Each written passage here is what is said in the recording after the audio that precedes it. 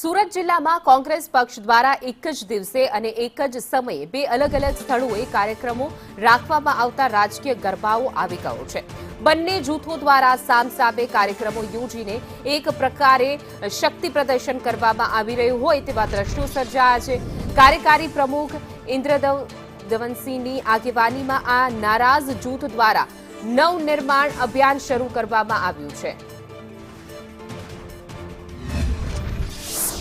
जिला कांग्रेस में बे फाट पड़ा है અને તેને લઈને આજે સુરત શહેરના બે અલગ અલગ વિસ્તારોમાં કોંગ્રેસનું જે છે અધિવેશન યોજવામાં જઈ રહ્યું છે।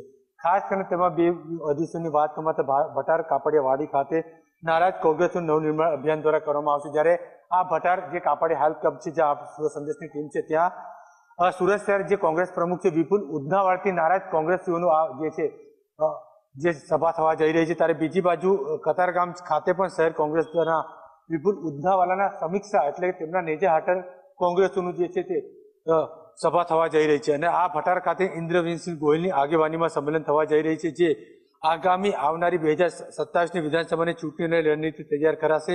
બેઠકમાં ગુજરાત કોંગ્રેસના કાર્યકારી પ્રમુખ યુવા નેતા ઇન્દ્રસિંહ ગોયલ ઉપસ્થિત રહેશે અને ગુજરાત યુવા નેતાના પૂર્વ પ્રમુખ હરવીરસિંહ ચુડાસમા, યુવા કોંગ્રેસના પ્રમુખ પ્રવીણસિંહ મેળલા હાજર રહેશે।